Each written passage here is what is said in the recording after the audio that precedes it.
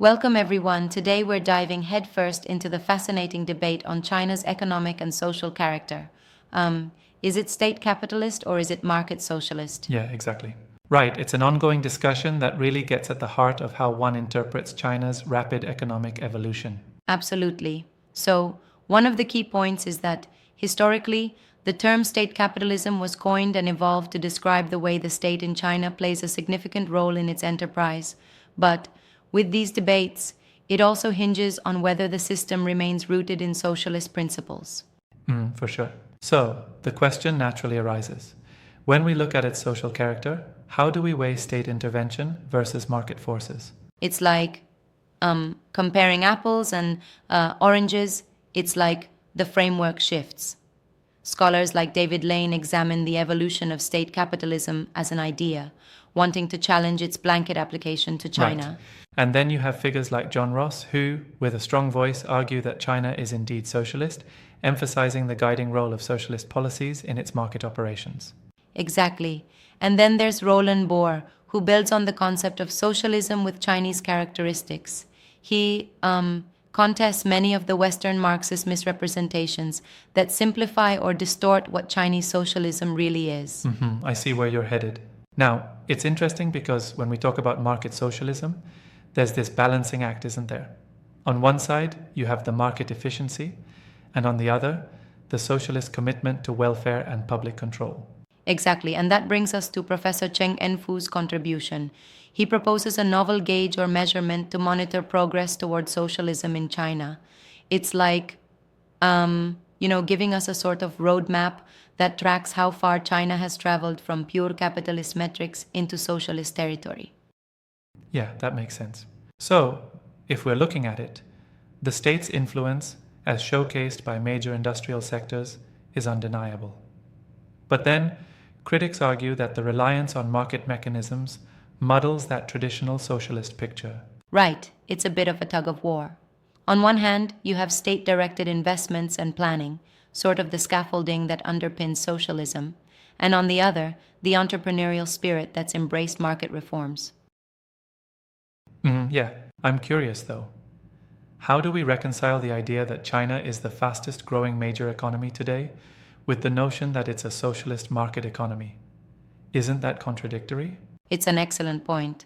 When you think about it, it's like trying to mix caffeine with a decaf blend. It feels contradictory, but there's a method to the madness. The system is structured so that the state plays the role of both regulator and enabler. This duality is what makes it so complex. Exactly. And that plays right into the idea of Marx on the transition to socialism. It's almost like China is on a continuous journey, incrementally moving from pure capitalism towards, well, a distinctly socialist model. Precisely. And the debate gets even more animated when we consider the notion of planning versus the market. Some argue that the state's precise role in planning is a hallmark of socialism, while others see the market openness as a sign of capitalist influence. So it's like living on a spectrum, right? For sure. It reminds me of that analogy where one says it's like the state is the chef stirring the pot, but the ingredients are provided by market forces. Exactly. It's like the state ensures the recipe meets socialist nutritional guidelines while allowing some flexibility for, say, innovation and market feedback. Yeah, that's a neat analogy. Now, here's where I have a small challenge. Some details suggest that the presence of a stock market and capital flows, which are typically capitalist tools, undermines the socialist narrative. Would you not say that dilutes the argument for Chinese socialism? I get where you're coming from, and it's a fair critique. But it's also important to note that the existence of a stock market doesn't automatically mean a capitalist society. It's more like a tool that can be co-opted into a socialist framework. The official narrative, and many scholars argue, points to how the market is harnessed for national strategy rather than pure profit-seeking. I see your point. So it's not a straightforward black and white scenario, more of a gray area where both ideologies mix. Absolutely. And that gray area is exactly what makes the debate so riveting. You've got various time markers in discussion, like from the discussion on the essence of capitalism to the definition of socialism. each indicating different facets of this hybrid system. Yeah, it's really layered. And don't forget the element of crisis. Some commentators point out that in a capitalist society, you might see more pronounced cycles of boom and bust, whereas the Chinese model seems to aim for stability, albeit with some inequality issues popping up. Exactly. That's a great point. It's like the state not only tries to manage economic growth, but also to buffer against the shocks that a free market system might experience. This is a pivotal trait when weighing if the system leans more towards socialist ideals. Absolutely. And I remember discussions focusing on economic characteristics and the core elements of the primary stage of socialism, which sort of lay out what core socialist values remain embedded within China's economic footprint. Yes, there's definitely a structured progression. Some theorists have even outlined stages of socialism, where the current phase combines market methods with overarching state control. The so-called primary stage, where market mechanisms are just that, methods, not endpoints. Yeah, exactly. But then critics argue that the increasingly market-oriented reforms might be inadvertently paving the way for capitalist dynamics to take over, arguing that the transition towards socialism might become compromised. That's exactly the tension. It's, like watching a tightrope walker.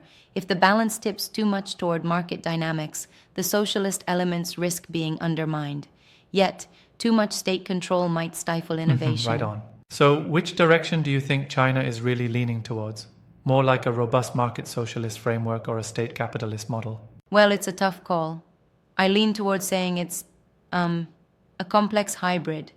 The strategic state intervention with robust market elements points to a sort of market socialism, yet the sheer scale and control seen in state capitalism cannot be dismissed either. It's like really it embodies characteristics of both systems.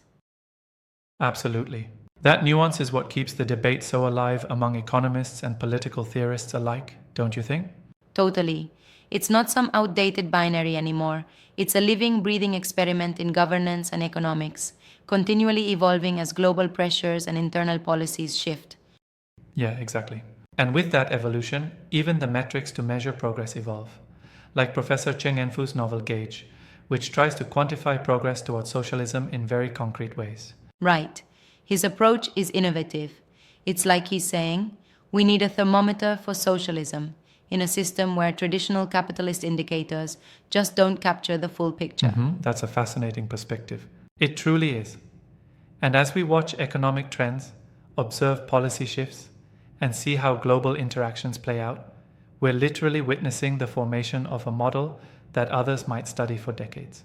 Absolutely. It's a blend that challenges conventional wisdom. Even now, our discussion reveals the layers of what is a dynamic reinterpretation of socialism and capitalism. The debate is far from over, and it will continue to influence how we understand economic governance globally. Yeah, indeed. In wrapping up, it's clear that China's economic narrative is not neatly packaged as one or the other. It's this ongoing fusion, shaped by historical trajectories and contemporary needs. Right, and that's what makes it such compelling material for analysis. Its contradictions, innovations, and the vibrant discussions it sparks among scholars. It really leaves us with a lot to think about regarding the future of world capitalism. Couldn't agree more. Well, that was a deep dive. Always a pleasure unpacking these intricate layers. Thanks for the engaging chat. Anytime. Till next time, keep questioning and exploring. This debate is as alive as ever.